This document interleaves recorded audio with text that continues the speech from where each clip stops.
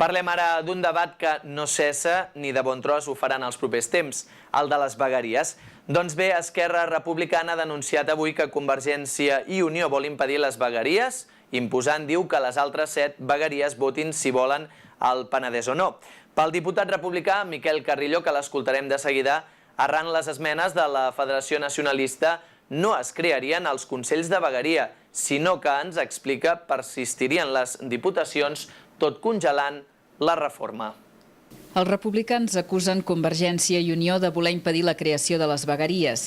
A banda de l'esmena que han publicitat a bastament demanant la creació de la vegueria del Penedès, CiU ha presentat 5 esmenes més al projecte de llei de vegueries, una de les quals comporta que la nova organització territorial hagi d'obtenir el suport de cadascuna de les vegueries.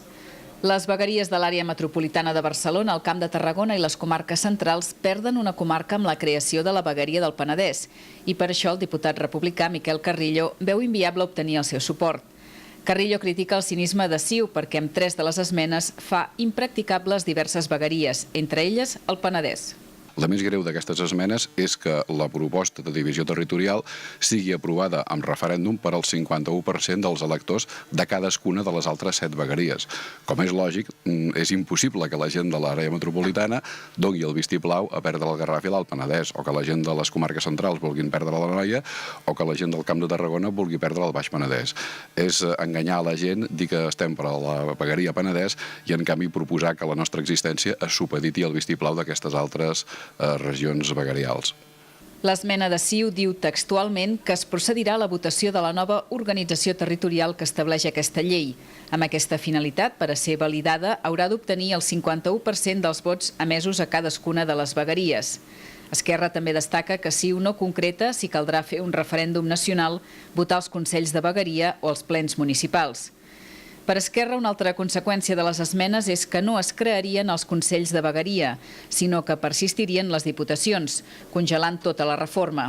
I també acusa CiU de fer dependre la descentralització, que és una potestat que es pot exercir sense dependre de cap modificació estatal, de la naturalesa local de la vegueria. Per Carrillo, CiU crea un problema de dependència de les decisions estatals allà on no hi era i, a més, diu que els convergents han anunciat que portaran la llei de vegueries al Consell de Garanties Estatutàries, afegint així un retard d'un mes en la seva tramitació.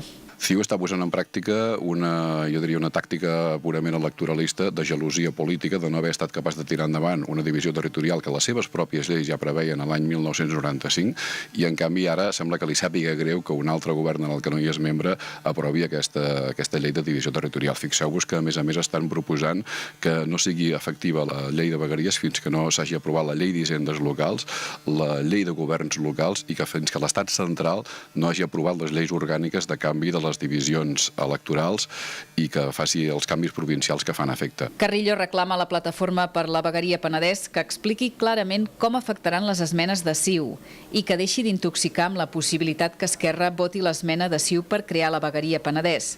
El diputat republicà creu que l'única via per a la vegueria Penedès és la llei de vegueries, amb el redactat introduït per Esquerra que permet crear una nova vegueria a petició del territori, sense haver de consultar les altres vegueries.